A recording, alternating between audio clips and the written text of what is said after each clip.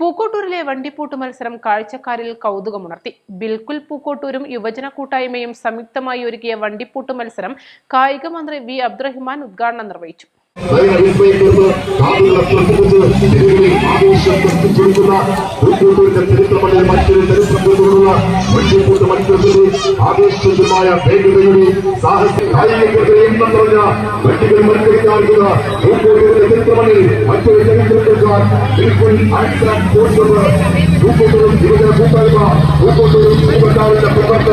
ായിട്ടുള്ളൊരു മാറ്റമാണ്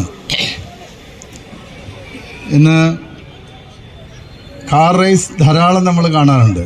formula 7 formula car റേസുകൾ ധാരാളം ലോകത്തിൽ നടക്കാറുണ്ട്. പക്ഷെ നമ്മുടെ നാട്ടിൽ വളരെ വ്യത്യസ്തമായിട്ടുള്ള ഒരു വാഹനങ്ങൾ ഉപയോഗിച്ചുകൊണ്ടുള്ള റേസ് ഇവിടെ സംഘടിപ്പിച്ചിരിക്കുകയാണ്. ഏറ്റവും അഡ്വഞ്ചറസ് ആയിട്ടുള്ള ഒരു ഗെയിമാണിത്. വളരെ ആവേശമുള്ളതാണ്. ഇതിന് സംഘാടകർ നൽകിയിട്ടുള്ള പേര് വണ്ടിപ്പൂട്ട് മത്സരമെന്നാണ്. ഇതുമായി ബന്ധപ്പെട്ടുള്ള എല്ലാ അനുമതികളും തേടിയ ശേഷമാണ് ഇത്തരത്തിലൊരു മത്സരം ഇവിടെ സംഘടിപ്പിക്കുന്നതെന്ന് ഇതിന്റെ സംഘാടകർ തന്നെ അറിയിച്ചിട്ടുണ്ട്. വനിതാ മത്സരാർത്ഥികൾ ഉൾപ്പെടെ സംസ്ഥാനത്തിന്റെ വിവിധ ഭാഗങ്ങളിൽ നിന്നായി 70ഓളം ടീമുകൾ പങ്കെടുത്തു.